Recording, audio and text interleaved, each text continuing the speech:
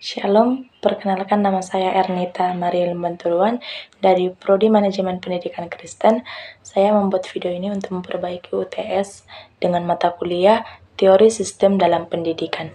Soal yang pertama itu yaitu jelaskan pengertian teori dan deskripsikan dalam satu beserta manfaat teori tersebut.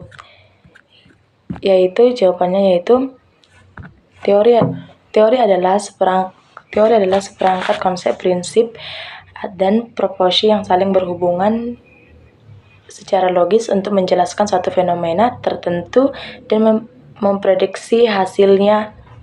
Dalam konteks pendidikan, teori menjadi dasar dalam memahami, merancang, dan mengembangkan praktis pendidikan yang efektif. Contoh teori itu seperti teori belajar konstruksionisme atau Jean Piaget. Teori ini menyatakan bahwa pengetahuan dibangun secara aktif oleh peserta didik melalui pengalaman dan interaksi dengan lingkungan. Manfaat teorinya itu seperti membantu guru memahami cara siswa belajar, menjadi dasar dalam merancang pembelajaran yang aktif dan bermakna, membantu mengembangkan kurikulum yang sesuai dengan tahap perkembangan peserta didik. Soal yang keduanya itu seperti jelaskan pengertian sistem dan deskripsikan satu sistem mencakup tujuan dan komponennya.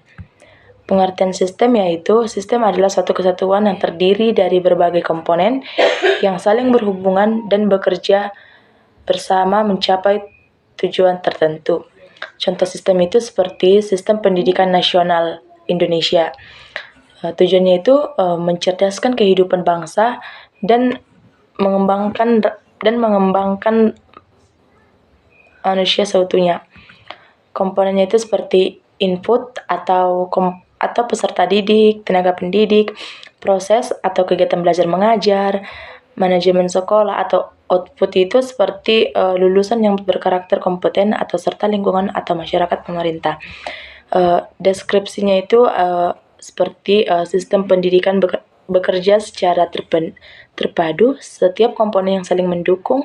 Jika satu bagian terganggu atau misalnya kurikulum atau tenaga pendidik, maka hasil pendidikan juga akan terpengaruh. Selanjutnya, soal yang ketiga yaitu temukan satu permasalahan sistem pendidikan Indonesia, kemudian implementasikan metode berpikir sistematik untuk menentukan solusi yang tepat. Permasalahannya itu yaitu rendahnya mutu pendidikan di daerah terpencil. Analisis dengan metode berpikir sistematik itu yaitu metode berpikir sistematik melihat permasalahan secara menyeluruh, bukan parsial. Langkah-langkahnya itu seperti yang pertama, identifikasi komponen terkait atau guru, siswa, sarana prasarana, kurikulum, kebijakan pemerintah, dan lingkungan sosial. Dan yang kedua itu seperti pemetaan hubungan.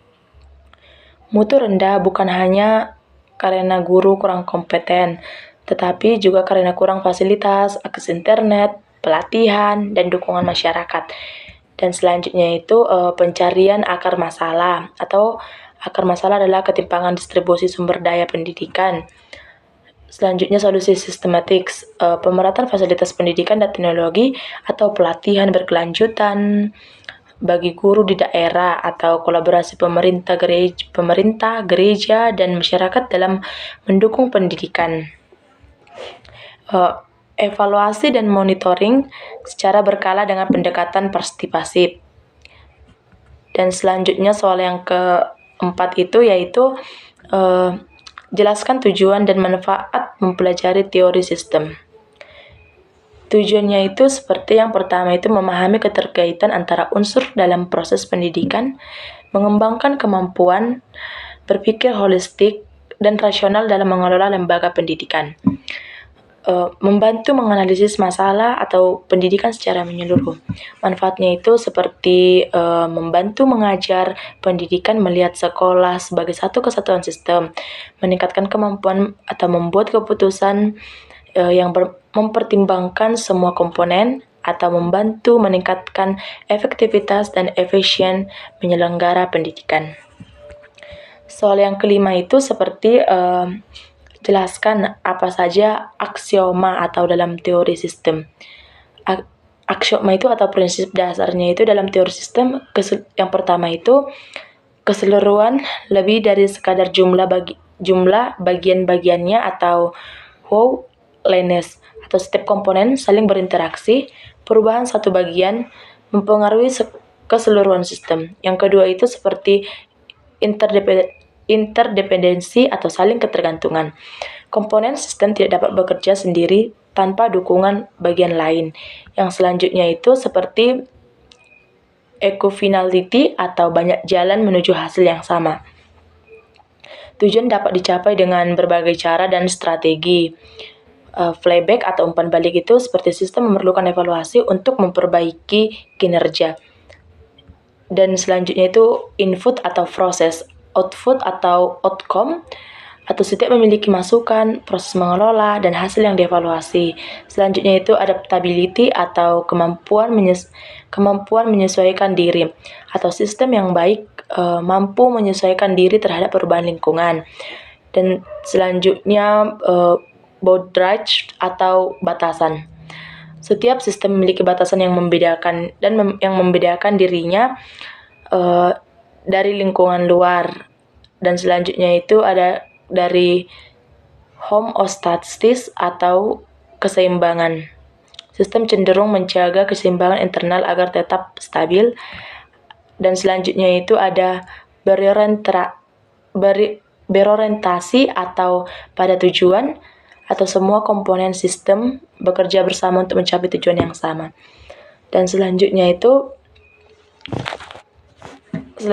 soal yang keenam, yaitu jelaskan konsep teori sistem umum atau sistem umum dan implementasikan dalam bidang pendidikan. Jawabannya yaitu konsep sistem umum atau Ludwig von Bertalanffy atau menjelaskan bahwa setiap sistem memiliki struktur dan fungsi yang saling berhubungan, baik sistem biologis, sosial, maupun organisasi. Setiap terbuka penerimaan masukan dari lingkungan dan mengeluarkan hasil atau output. Mengimplementasikan dalam pendidikan itu seperti sekolah dipandang sebagai sistem terbuka yang berinteraksi dengan masyarakat dan lingkungan.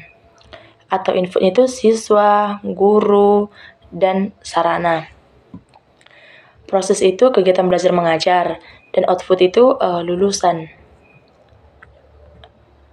Contohnya itu seperti kepala sekolah harus memastikan adanya aliran komunikasinya yang baik antara guru, siswa, dan masyarakat agar sistem pendidikan berjalan dengan efektif. Dan soal yang ketujuh yaitu jelaskan konsep teori sistem kehidupan atau living system theory dan implementasikan dalam bidang pendidikan. Konsep teori sistem kehidupan atau James Grant Miller memandang organisasi, termasuk sekolah, sebagai sistem hidup yang memiliki proses input, pengolahan, dan output, seperti organisme hidup. Sistem ini memiliki 20 step subsistem atau penting seperti penyimpanan informasi dan pengambilan keputusan, komunikasi, dan produksi. Dalam mengimplementasikan dalam pendidikan itu seperti sekolah sebagai sistem kehidupan. Kehidupan memerlukan energi atau motivasi, sumber daya, kepemimpinan agar tetap hidup. Guru dan siswa adalah komponen aktif yang berinteraksi dengan dinamis. Diperlukan komunikasi efektif, adaptasi terhadap perubahan, dan pemeliharaan semangat spiritual agar sistem tetap sehat.